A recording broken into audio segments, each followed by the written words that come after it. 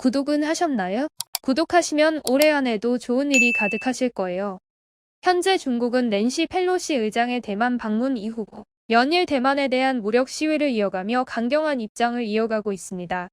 이런 상황에 펠로시 의장이 시진핑 중국 국가주석은 연임에 주력하며 겁먹은 불량배처럼 행동한다고 강하게 이야기했음에도 안하무인격으로 주변국들에게 도발과 으름장을 멈추지 않았습니다. 이런 중국이 최근 한국에 한 거침없는 선택의 꼬리를 내리는 모양새를 보였습니다. 왜 이런 이야기가 나왔는지 함께 알아가 보시죠. 최근 중국 외교부를 비롯한 관영 언론은 한국 반도체 관련한 기사를 지속적으로 내보내며 한중 간 반도체 교역 규모를 거론하며 한국의 치포 가입은 상업적 자살이라는 표현을 쓰며 만약 한국이 가입한다면 한국은 돌이킬 수 없는 후회를 할 것이라며 매우 거친 논조로 한국이 치포에 가입하지 못하도록 으름장을 놓았습니다. 하지만 그럼에도 불구하고 한국이 치포에 가입을 하자 돌연 중국이 한국의 우호적인 포지션을 취하였습니다.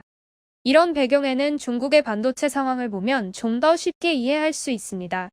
중국은 미국과 기술 패권 경쟁을 겨루기 위해 반도체 굴기를 외치며 중국 반도체 업체들에게 전폭적인 지원 정책을 펼치고 있습니다. 반도체는 크게 시스템 반도체와 기억장치인 메모리 반도체로 구분 가능하며 시장 규모는 각각 70%, 30%로 나뉘고 있습니다. 중국 정부의 전폭적인 지원 속에서 중국 반도체 업체들은 빠르게 성장하고 있으며 특히 시스템 반도체가 메모리 반도체에 비해 발전한 상황입니다. 그럼에도 불구하고 스마트폰용 시스템 반도체의 경우 중국은 여전히 세계 최대 반도체 위탁 생산업체인 TSMC 등에 크게 의존하고 있습니다.